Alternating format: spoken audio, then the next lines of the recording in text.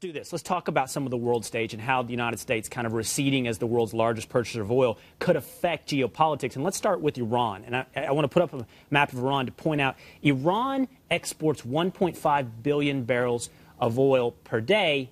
You know who matches that now? North Dakota, Pennsylvania, and Ohio together, 1.5 billion barrels of oil a day. What does that do? Well, I mean, the scariest thing that's been thrown out there a lot when it comes to what we would do about the Iranian nuclear program is them shutting off the Straits of Hormuz as a means for oil to get out from the Persian Gulf countries.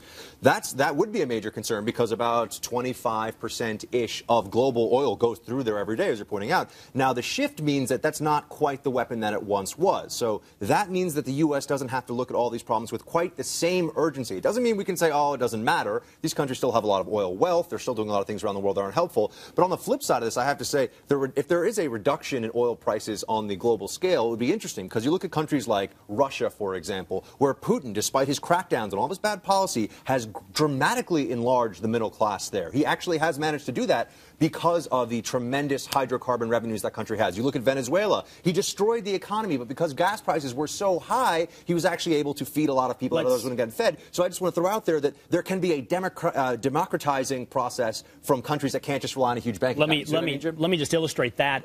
By the way, many are saying that the reason we were able to put sanctions in on Iran is because we're less dependent upon Iranian oil on the world stage. You brought up Russia. I put up a map. Russia supplies 39% of Europeans' natural gas supply. If that no longer becomes necessary, if the United States can learn to export natural gas, we're talking about a shift in Russia's sphere of influence. Mm-hmm.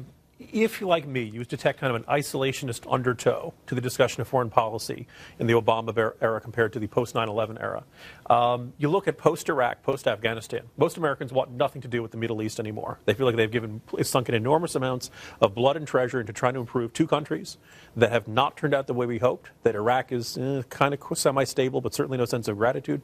Afghanistan, we have the green on blue Afghani troops attacking our guys with disturbing regularity. People don't want to deal with them. The lack of oil being the most useful weapon in the Middle East is going to make Americans say one more reason to say we don't really need to deal with these people anymore. Let it burn. Let the place go to Hades. Isn't there a potential there for overreaction in the sense that we haven't really done this yet? We see it coming and we see sort of the projections, but I feel like there's an anticipation there on the part of some of these Middle Eastern countries, and maybe Buck, you can speak to this.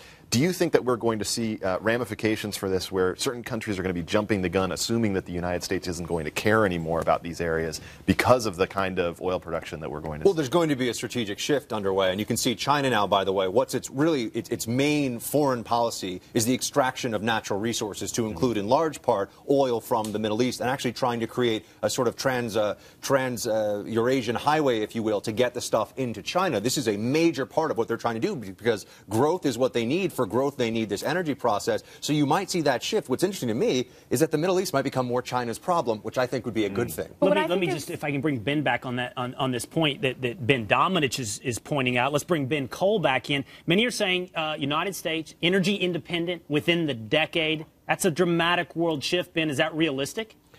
Yeah, we're trying to use the language of energy security more, because there's always going to be a sort of global give and take when it comes to these oil markets, because we're dealing with a global market. The question is, where do we get the oil from? A greater amount of oil coming from here in the United States is certainly a good thing. We think Canada is obviously a great ally, a great access point for energy for us. And to put it quite frankly, 800,000 barrels a day coming down the Keystone Pipeline means 800,000 barrels we don't have to bring in from Venezuela. So what's going to happen? Get our oil from good guys, stop getting it from bad guys, essentially. Yeah, I think that's really the critical question for us. And what's going to happen to the global oil exporting countries when U.S. starts buying their oil? Well, China obviously is going to fill in the need for that demand. China's economy is exploding and their energy consumption's going up. There's always going to be a market for that petroleum coming out of the Middle East. It just doesn't mean that we have to be dependent upon it. Right.